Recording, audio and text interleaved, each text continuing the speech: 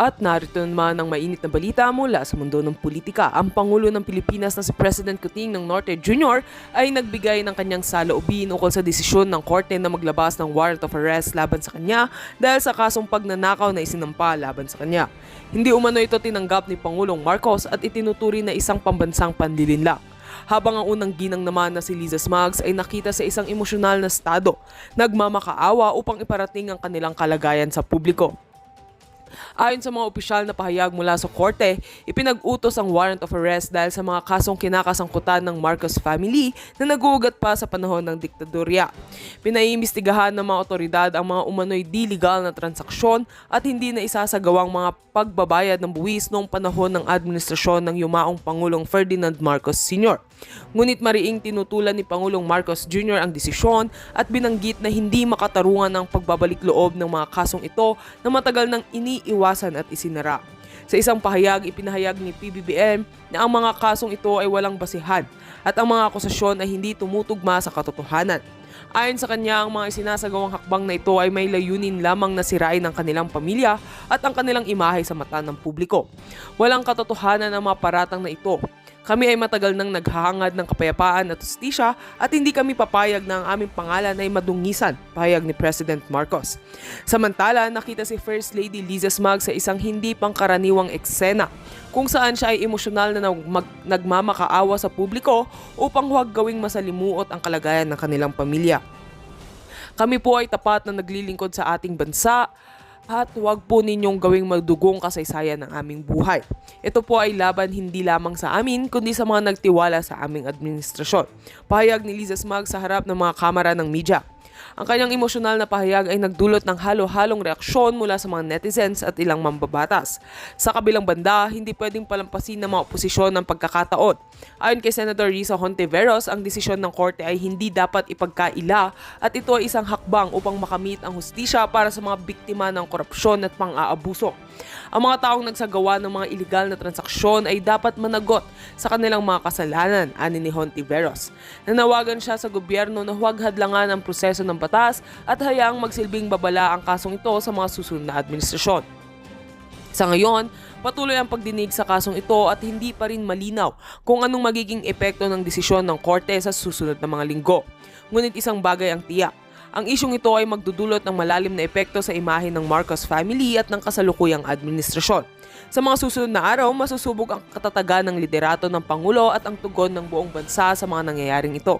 At heto ang mga balitang ating pagkakatutukan at kung bago ka pa lamang sa aking channel, ay huwag kakalimutang mag-like, share and subscribe para updated ka sa aming mga bagong balita dito sa Tatak Pinas.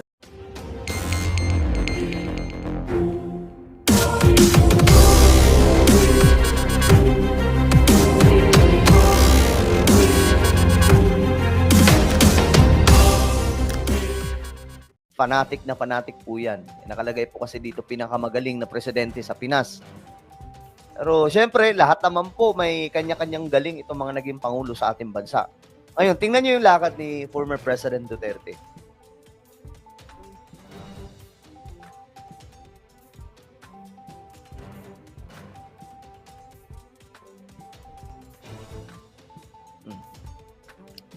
Ngayon mga sangkay, ano ba ang pinopoint out natin dito? Kasi itong mga taong to, itong sila Panelo, mga sangkay, biruin nyo, gusto pong patakbuhin si dating Pangulong Duterte sa pagka-vice presidente. Guys, wala namang problema eh. Walang problema na tumakbo si former President Duterte for any position sa government. Pero ang problema po kasi, mga sangkay, hirap na nga po maglakad. Si Tatay Digong, tingnan nyo yan. Tapos, ang ginagawa pa po nila, pinipwersa nila na tumakbo sa pagkasenador o kaya pagka-vice presidente. Bakit? Kasi alam ng mga taong to, mga sangkay, na wala po silang mapapala kung wala si Duterte. Kasi aminin man po natin o hindi, si Duterte ngayon, may ano pa siya, may karisma pa po siya. Ito po yung inaasahan nitong mga kaalyado ni Pangulong Duterte na magsasalba sa kanila. Sa madaling sabi, si former President Duterte, ginugulangan po nila. Sige, sinusulsulan nila. Tumakbo ka sa pagka-vice presidente. Tumakbo ka sa pagka-senador. Bakit? Para makinabang yung mga nakapaligid kay Duterte. Yan o. Ayan, nakalagay po mismo, dating presidential spokesperson Salvador Panelo. Gustong mga sangkay magkaroon ng Duterte slate sa halalan 2028. Imagine niyo kung anong klaseng lakad mayroon si Tatay Digong sa 2028. Di ba mga sangkay? Guys, pakilike ang video natin. Okay? Hindi po ako against sa mga Duterte. Hindi rin po ako, neutral po kasi ako eh. Pero pro-government po tayo. Hindi po tayo magiging anti-government. Kaya nga po, binabalita po natin kung ano nagagawa ni PBBM. Dinidibang din po natin yung halimbawa yung pulboronic video na yan mga sangkay. Hindi po natin pinaniwalaan yun dahil napaka-imposibleng maging totoo yun sa video pa lang, di ba? Sabi po ni Emma, madaming yumaman ng mga nakasandal sa kanya sa totoo lang. Correct. Kasi aminin man natin o hindi, mayroon pang binubuga itong si Duterte pagdating po sa kasikatan ng kanyang pangalan. Though, ito yung nakakalungkot na balita sa part naman po nila former President Duterte. Kasi habang dumadami po o tumatagal ang panahon, dumadami po yung issues nila. Ngayon mga sangkay, ang tanong dito, ito lang yung tanong, bakit nga ba dumadami ang issues ng mga Duterte? Bakit? Dahil po sa mga sulsul. Sino yung mga sulsul? Kayo na mismo magbanggit ng kasangkay. Sige nga, banggitin nyo, sino yung mga sulsul sa paligid ni former President Duterte? Tingin ko nga mga sangkay, yung mga nagsasalita nun, yung mga sinasabi ni former President Duterte na bangag ka, si BBM, ganito. Tingin ko yung circle ni former President Duterte yung nang-uuto niyan eh. Ito, sabihin niyo to. Siyempre, matanda na mga sangkay. Diba? Matanda na si Tatay Digong eh. Ngayon, pagdating sa stage, yun talagang sasabihin. Ngayon, mga sangkay, sa tingin nyo, sino yung nanggagamit kay former President Duterte? Ginagamit na lang nila si Panelo Sulsulian, si Rokia. Si Rocky ba yan? Mga DDS, hindi na sila naaawa kasi political interest. Exactly. Political interest. Politika po talaga ang gusto. Alam nyo yun, mga sangkay, nakikita kasi ng mga to na itong si Tatay Digong, itong si former President Duterte, kaya pa pong pakinabangan ng mga to. Na makabalik o magkaroon sila ng platform muli para po iangat yung kanilang mga pangalan. Kita nyo ito ang nangyayari, may maisog. Maisog rally. Tingnan nyo yan mga sangkay. Ito itong Filipinos are not for sale. Kung matino po silang tao, papayagan ba nila si former President Duterte na magsalita pa po sa stage na ganyan na po maglakad? Sige nga, kung matino po silang tao. Of course, may mga sasabihin ng iba dyan, drama lang o ganito. Opinion nila yun eh. Pero ayun nga mga sangkay, ang punto natin dito, mahina na po si former President Duterte. Dapat pinapagpahinga na po ito nila Panelo. Hindi na po nila sana sinusulsulan na tumakbo. Lang mga sangkay na itong mga to, alam naman nila na mahina na si Tatay Digong, pilit pa rin tinutulak, tumakbo ka sa pagka-ganito. Anak ng Chekwa. Ito, basahin natin. Pag wala si Tatay Diggs, walang tao. Kapag andyan si Tatay Diggs, di ba, kahit paano madaming tao. Correct. Di ba, nakaraan lamang, nilayasan daw po si Roque. Nakaraan lamang mga sangga, meron pong video na kumakalat sa social media. Sobrang stress na po ni Harry Roque. Biruin nyo, nagsasalita po siya, bigla pong nag-alisan yung mga tao.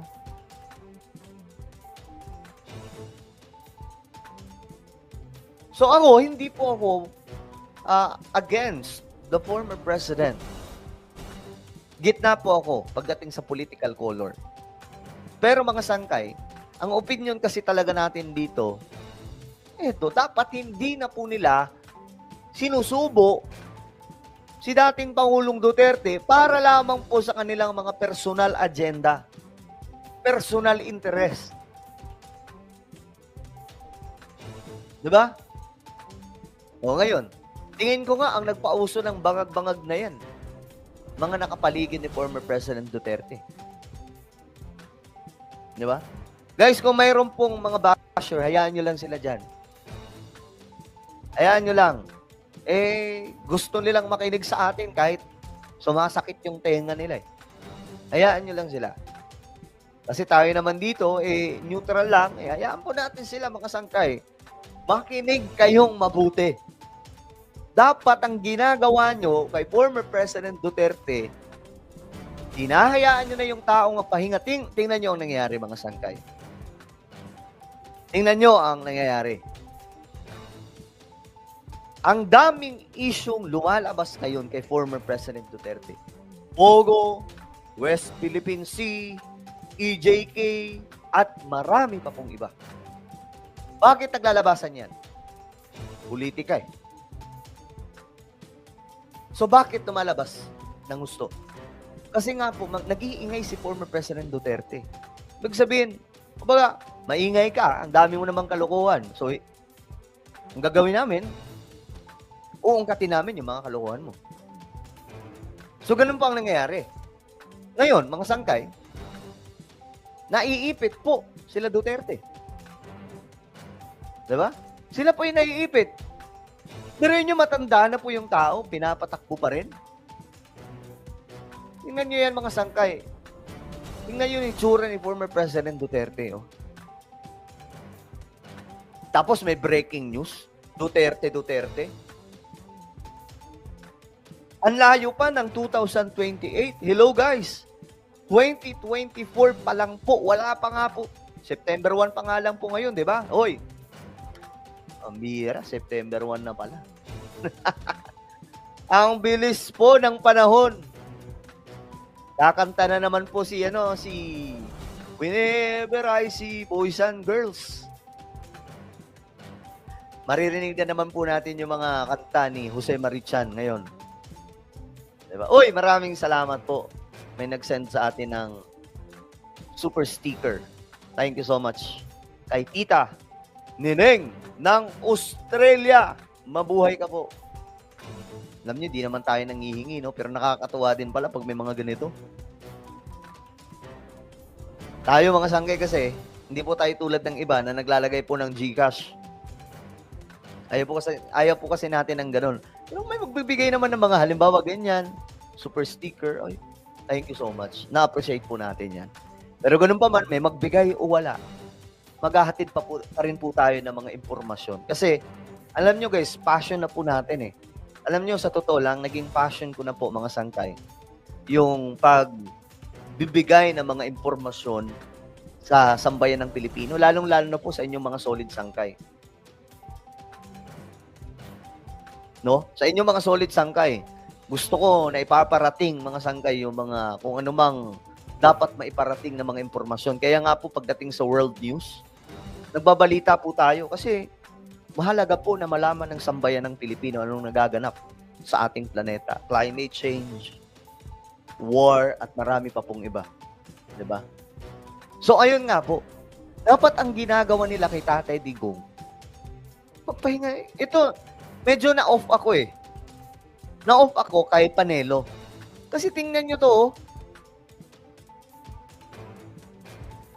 Nananawagan para tumakbong vice presidente, tapos halalan 2028 ang pinag-uusapan. Eh wala pa nga po tayo wala pa po tayo mga sangkay sa midterm election.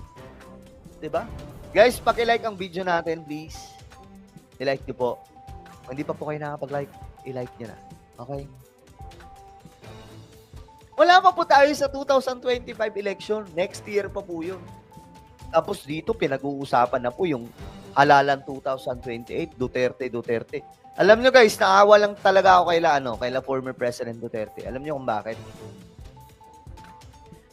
If you remember si Binay, bago po tumakbo, bago po magkaroon ng 2016 election. Oy, thank you po kay Ina Garcia. O, ayan, sabi po ni Monet, good morning po sa lahat. Walang personalan. Matanda na si Duterte. Gusto pa nila na patakbuhin sa politika. Ano pa ba magagawa? Exactly. Yun yung punto natin. Mga sangkay. Si Tatay Digong, matanda na. Dapat ang ginagawa po nila, pinagpapahinga po nila. Hindi po nila inuuto mga sangkay. Tignan nyo to, Ang ganda. Ito, tingnan nyo yung comment, mga sangkay. Tingnan nyo yung komento kung gaano ka-negatibo. Kawawa ang Pinas, lalo niyan mawawala ng teritoryo ibibigay sa China. Tama na, magpahinga ka na po. Diba? Yan ang sinasabi po natin. Instead, mga sangkay, na udyukan, naiinis lang po talaga ako sa mga nakapaligid ni Duterte. Kasi itong mga nakapaligid kay Duterte, may mga unpersonal agenda itong mga to. Hindi talaga yung mga yan, mga solid kay Duterte. Alam nyo, ganito lang yan. Ang tunay na DDS, ang tunay na Duterte diehard supporter, hindi niya gugustuhin na itong si former President Duterte ay tumakbo sa national position dahil nga po matanda na. Gusto na nilang magpahinga si Tatay Digong. Eh mukha pa nga akong DDS sa mga yan kasi mas concerned pa po ako sa kalagayan ni Duterte. Itong mga iba, mga DDS ko kung sino pa yung mga sinasabing diehard supporter ni Tatay Digong, sila pa po mismo yung nangunguna na pahirapan si Tatay Digong. Diba?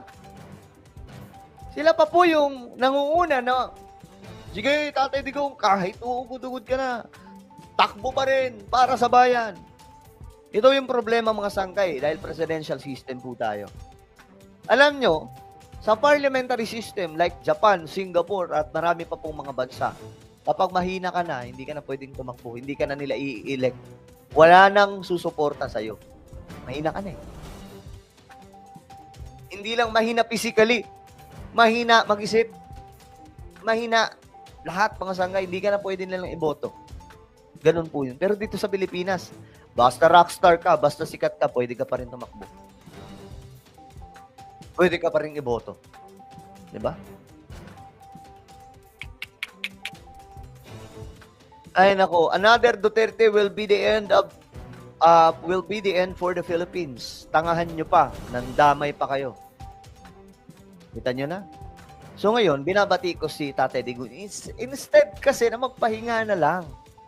Diba gano'n naman talaga sa US, gano'n Karamihan sa nagiging presidente, pagkatapos ng kanilang term, pahinga na.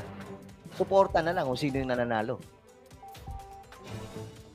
Sabi po ni Ramos, dahil lang sa sobrang kahaman sa kapangyarihan, ayaw nilang pagpahingahin ang matanda. Diba? Totoo yan. Real talk po yan, mga sangkay. Sobrang kahaman sa kapangyarihan, kahit matanda na po, sige pa rin. Gusto pa rin po nilang patakbuhin si Tatay Digong. Ayan Ito, may nag-comment. Wala kayong magagawa if sila pa rin yung piliin ng majority ng mga Pinoy sa 2028. Totoo din naman yun. Walang magagawa. Pero, tingin ko malabo po yan. 2028? 2024 pa nga lang, bumabagsak na po yung trust rating ni VP Sara. Diba? 2028 pa lang. How much more? 2024 pa lang. How much more kung dadating na po tayo ng 2028?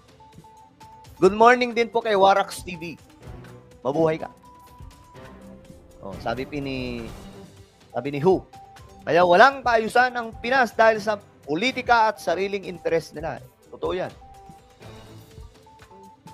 Tingin ko nga yung mga nagpapaaway kaila former President Duterte at mga Marcos, mga nakapaligid lang din po nila Duterte. Diba? Uy, andito si tropa natin. Good morning mga kasangkay. Anong tingin nyo kay Tatay Digong? Parang mga jeep na ayaw magpa-face out kahit bulok na. Uy, ganda na sinabi. Pakinggan nyo mabuti ha. Ano daw? Anong tingin nyo kay Tatay Digong?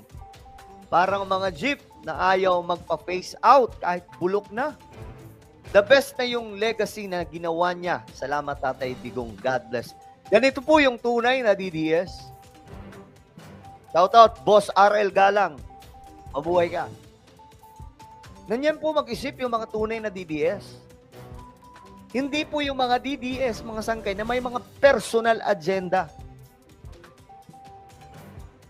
Diba? Hindi po yung mga DDS na may mga personal na kagustuhan lamang nang sa ganun makinabang po sila sa kung ano po ang pwede nilang pakinabangan kay Tatay Digong. Tingnan nyo to, oh. Tingnan nyo yan. Pagiwang-gewang na. Di ba? Parang mga jeepney lang yan. Mga jeepney, kahit ang binubuga, itim na nausok.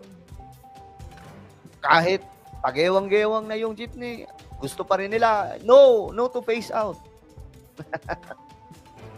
Diba? O, tingnan nyo sa Tatay Digong, oh. Tapos gusto nila patakbuhin sa 2028. Guys, nasa ano pa lang tayo, 2024. Wala pa po tayo sa 2028. What if? Hindi naman sa inaano natin, mga sangkay. Ano ang magiging sitwasyon pa sa 2028? Tumatanda na po si Tatay Digong. Maawa naman kayo. Panelo, Harry Roque, maawa naman kayo. Kung sino pang mga nagpapatakbo dyan, maawa naman kayo. O, sabi po ni Option Zero, sa mga di pa po nagla-like, pa-like na lang po at subscribe and share na rin mga kasangkay. Thank you. Mabilisan lang to mga sangkay nating live kasi magsisimba pa po tayo. Happy Sunday everyone. O, ito yung mga pagbigyan natin, basahin natin. Para matapos ang lahat, ipa-drug test nyo mga Marcos para matapos na ang pagdududa. Bakit iniwasan ito issues na bangag ang presidente? O, ang sagot ko dyan, patunayan po muna na totoo. Patunayan po muna na totoo. Kasi, hindi po yung inaakusahan ang magpapatunay para sa kanyang sarili. Dapat kayo, ako gitna po ako. Tandaan niyo yan mga sangkay, neutral ako. But this is my opinion. This is my own opinion sa nangyayari. Gusto nyo magpa-test si BBM? Anong akala nyo sa kanya? Barangay Tanod? Na uutusan nyo lang, uutuin nyo lang, magpaano ka, punta ka doon, magpaano ka, para maniwala kami sa'yo. Hindi ganun yun. Even the former President Duterte, yun din po yung sinasabi nila Dilima before. Nila Trillanes noon, magpaano ka, magpa-test ka. Kasi ikaw yung ganito. Ginawa ba ni Tatay Digong? Hindi. Kasi nakakababa ng pagkatao bilang presidente kung susunod ka sa mga batikos nila. Ang mangyayari lang nun, mga sangkay, utu-utu ka. Presidente ka, tapos papautu ka sa mga bumabatiko sa'yo. Oy, maraming salamat kay Juliet. Ino-congrats tayo. Bakit ba ako ino-congrats? Happy Sunday din po, mga kasangkay, sabi ni Monet Visera. Oh, ayan, sabi po ni Esther Ramos, yes, 85 years old na si Digong sa 2028. Yun ang sinasabi po natin. mga sangkay. Totoo ba? Ano ba ang edad ngayon ni Tatay Digong? Wait lang. Check natin. Para magkaalaman, ilang taon na si Tatay Digong. President Rodrigo.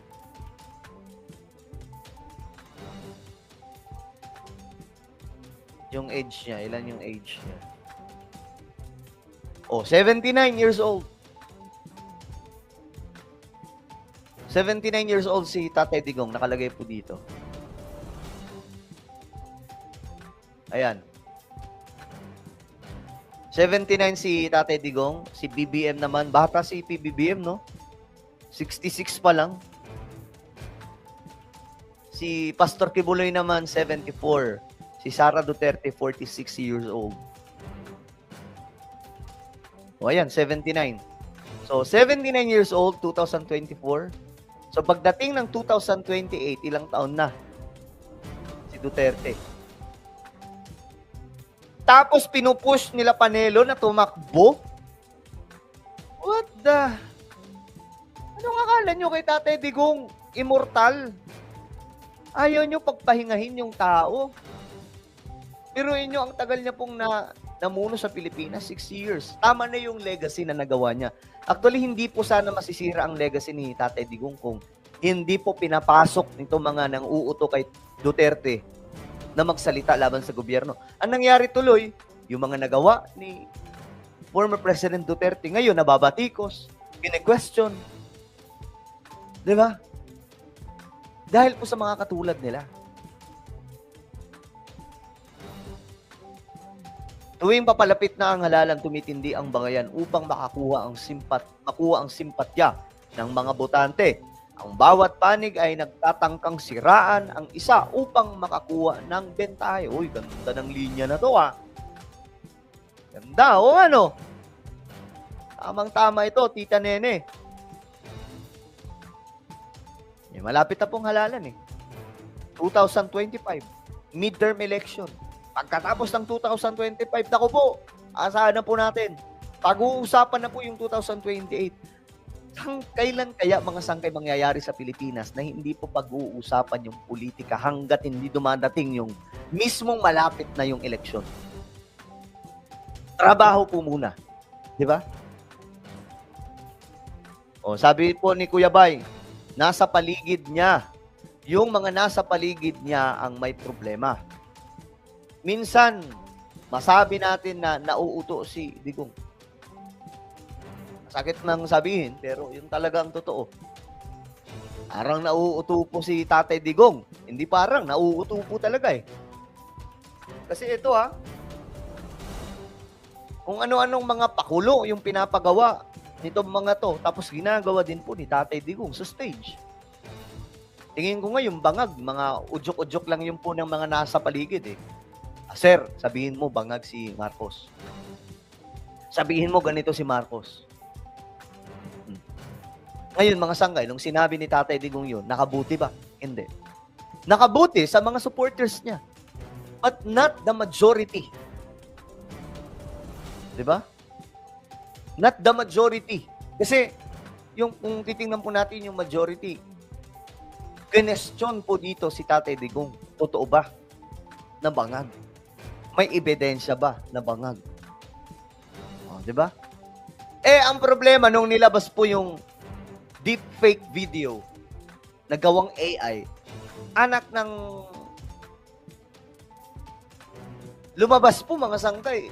2012 yung video, yung mukha pang 2024, tapos yung hairstyle pang bagets.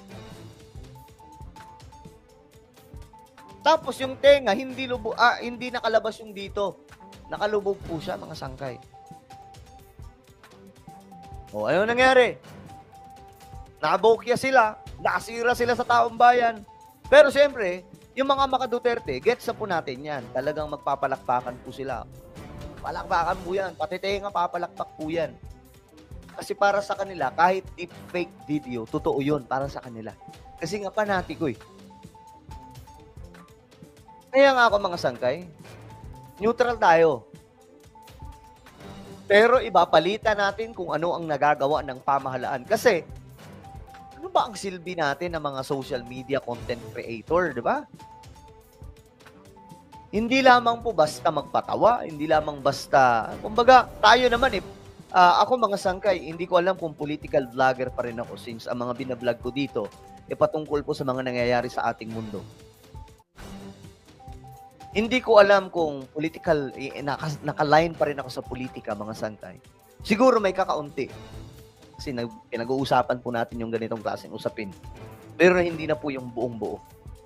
Neutral po tayo dito. Ang gusto ko talaga maihatid sa sambayan ng Pilipino, hindi po yung pakikipagbardagulan ng mga content, kundi kung ano po ang mga nagagawa ng ating pamahalaan. Kagaya po ng mga pabahay, mga higanting proyekto. Binabalita po natin kasi para po siyempre ma-inform tayong lahat, guys. Diba? Para magkaroon po tayo ng silbi dito sa Pilipinas. O yung mga hindi pa po nakakapag-like dyan, mag-like na po. Okay? Di nga napatol si PBBM sa mga yan. Trabaho lang. Doon pa lang makikita mo kung sino ang desperado at gagawin ang lahat para makuha ang kapangyarihan. Ay punto to. Sinabi ni Option Zero. May point ito, mga sangkay. Talagang ito ang tingin ko talaga, gusto ng mga nakapaligid nila Tatay Digong mabalik sa mga Duterte ang kapangyarihan. Nang sa ganun, sila din po makabalik sa puder at sa kapangyarihan. Yun po yung nakikita natin. Hindi po yung genuine at pure intention na makatulong sa bayan. Well, this is politics. Tandaan po natin, politika po ito sa Pilipinas. Sadyang magulo, masalimuot. Kaya nga sabi ko, huwag tayo papaapekto. Huwag tayo masyadong maaapektuhan sa mga awayan ng mga politiko. Dahil ang politika sa Pilipinas, madumi. Kung ikaw ay makikijoin sa awayan ng mga yan, lugi ka. Ma-stress ka. Every time na makakakita ka ng balita, mababadtrip ka, babanat ka. Diba? Gusto ba natin yun?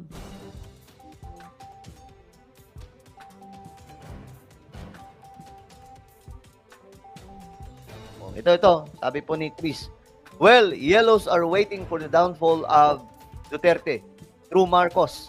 Both families will go down. Do you think di pa kukulong ng matagal ng kalaban si PBBM after his term? Isa pa po yan sa naiisip ko. Palaisipan din to, itong sinasabi ni Chris. Palaisipan din to. Kasi ang nangyayari sa ating bansa, gantihan. Diba? Gantihan. Tingnan nyo to ha. After ng term ni PBBM, magsusulputan na naman yung napakaraming issues patungkol po sa term ni PBBM. Asahan natin yan.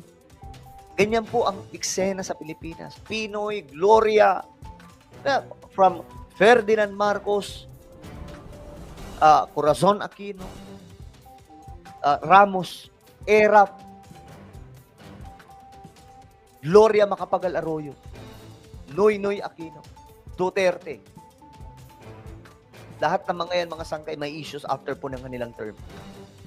Nasa kanila na lang yan kung paano nila didepensahan. Ganyan po kadumi ang politika sa Pilipinas, mga sangkay. So ngayon, yan po. Asahan na po natin yan, mga sangkay. After ng term ni PBBM, mayroon pong lulutang na mga issues dyan. Kagaya rin po ng nangyayari kay former President Duterte. Pero, ganito lang yan. Kung mananahimik si PBBM after ng kanyang termino at hindi na po siya mangingialam sa administrasyon, malamang sa malamang, kahit papano tatahimik yung kanyang buhay. Pero yung tulad nito ni former President Duterte, tapos na ang kanyang termino, pero inudyukan siya ng mga nakapaligid na, magsalita ka, tay, kailangan ka namin, mag-voice out ka, banatan mo si ganito, banatan mo si BBM. Ang mangyayari, ayan, nasisira po sila ngayon. Nauungkat ng mga issues. Diba? Inuungkat yung sa Pogo, involved daw po which is totoo naman, mga sangkay, na involved po talaga si Tatay Digong kasi sila po yung nag-maneuver niyan sa Pilipinas. Kapag federal parliamentary system sa after PBBM's term 2028, maraming magre-resign ng mga politiko. Ito talaga ang gusto kong mangyari, magkaroon ng federal parliamentary system. Kaso nga lang, ayaw po ni Tatay Digong yan eh. Ayaw po ni Duterte, biglang ayaw po niya eh. Diba? Pero yan po yung the best na sistema pampolitika kung magkakaroon po tayo ng federal parliamentary system. Marami mga politiko ang aalis